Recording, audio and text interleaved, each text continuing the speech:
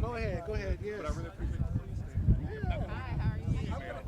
Do you want to talk to him for a minute? And I'll grab the microphone and tell us your story. Yeah. Well, Thanks, man. what kind of story do you want? Because there's not enough been said about real Port Chicago.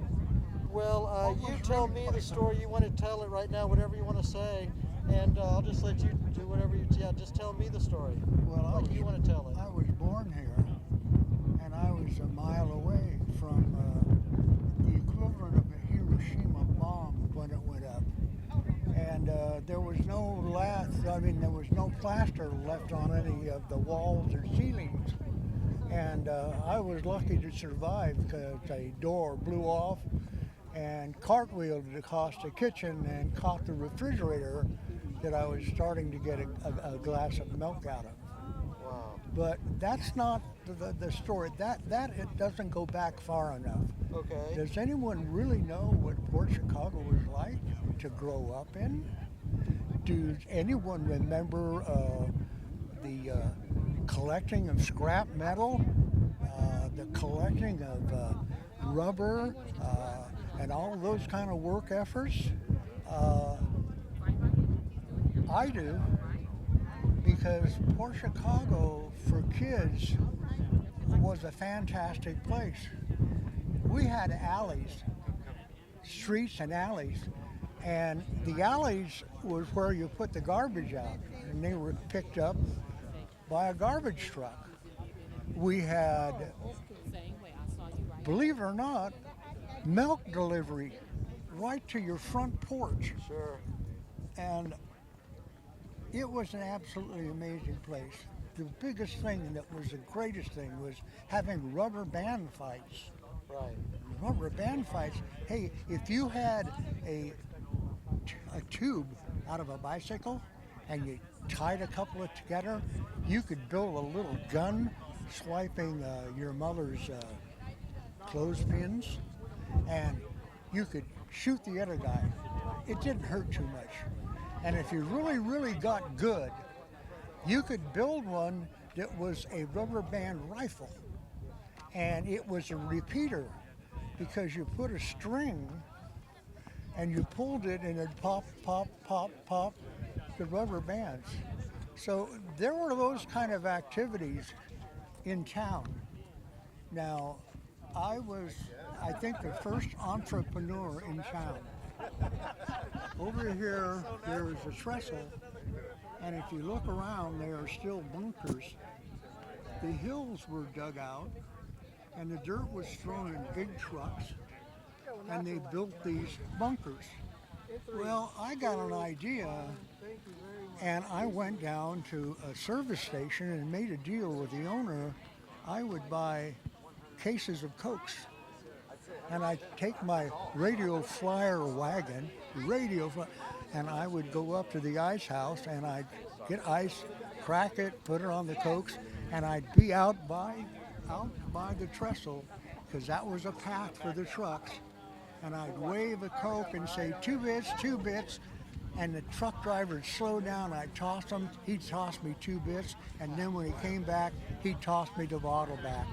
So I got 2 bits for a Coke that I paid 5 cents for.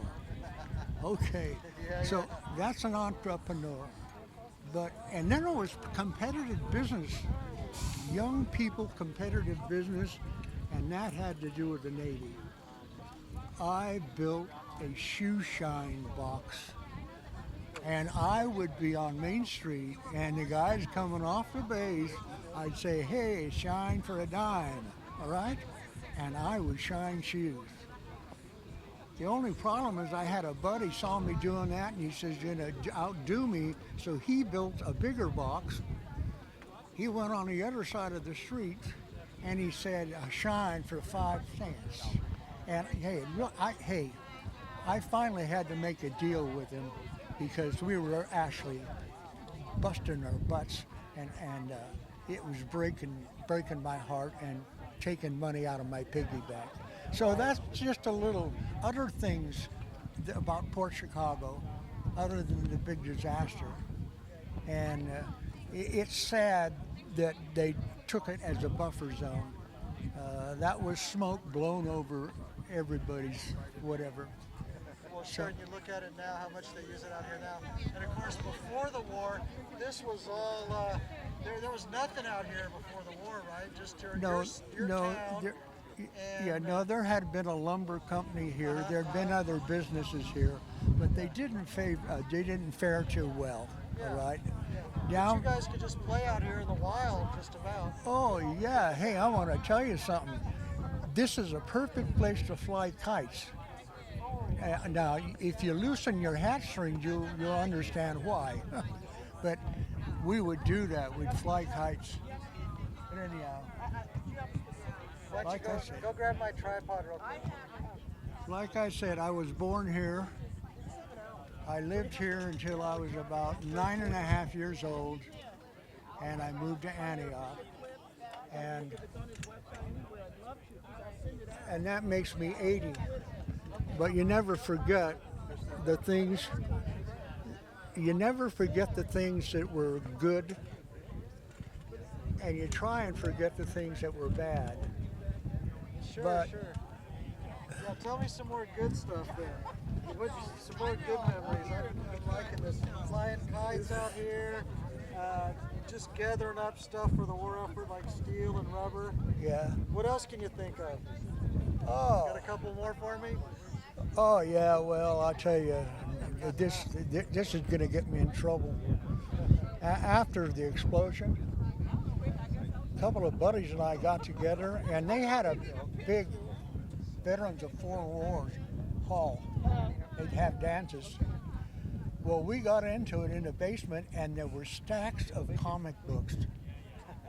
Along with that, there were stacks of soda. Orange, okay? Not Mission or Shasta, whatever. We got in there and we would drink all day and read and play. So we spent a lot of time there, and a good bad thing that happened to me was I learned a lesson.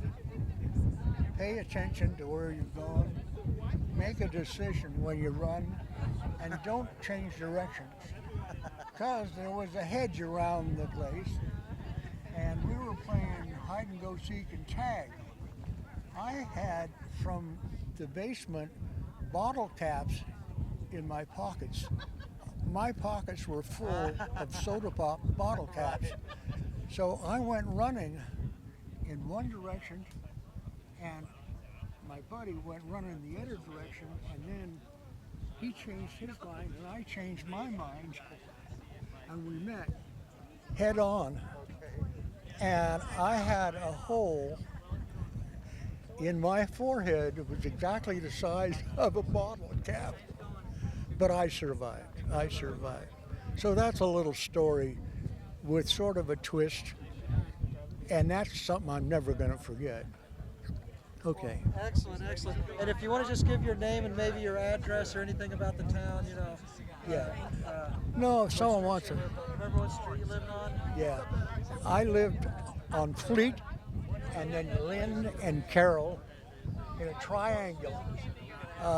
Danny Kokiko, who was an X-49er, refused to leave his house. Right. Yeah, tell And me they, about that. and they had to get the sheriff to get him out. Now, I wasn't here at that time, but that house was where I was born. Okay. My parents sold it to his mother, right? And Danny used to run the reunions. But I live in Antioch now, still do, and my phone number, if anyone wants to call me, is 925-757-2409. And my name's Fred Hoskins. Okay, and hang on for a second. I made this for my friend Alfie, who lived in Clyde at the time, but I think it may show, I may have a map of the old Port Chicago, so you can show us. This is the best map I found. I couldn't find it again, but yeah, so there's this whole town here, and then Clyde was here, I guess, but No, Port Chicago, Well, thank you. Look forward to. there is a street that if you see it here, the highway Okay. runs this way, Yes. and there's one here that runs that way. Yes. Okay, that was Fleet Street. That one ran that angle was Fleet Street. The Catholic Church was right there, and then there was Main Street. So Fleet Street, and I can't remember this street. Fleet Street ran into Main, and the service station where I bought my Cokes was right there. Okay. And this is not a real clear map, but it's about right there was where I was born. Okay. Okay, well, I'll get you a better map and maybe give you a phone call here. Yeah. And thank you for being out here today. Oh. Well, I brought my son the first time thing. Oh, excellent. And no big deal. Just might just show you what I do. I videotape a lot of mainly Pearl Harbor survivors and World War II people who came out here. And then I make them a lot of maps, like showing where they were. Like this lady was in the theater, and maybe I can make you one zoomed in, showing where you were when the blast happened. This is that chaplain who was here a couple of years ago, but passed away. Where I was in that house where I pointed out. And that's where I was born. so I'm gonna. Huh? You lived here. Oh yeah, I was born here.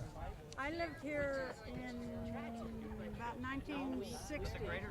Yeah. And where do you go now to get if you were going to town? Guys from Massachusetts, Red Sox fan. No, they've obliterated most of them. Yeah.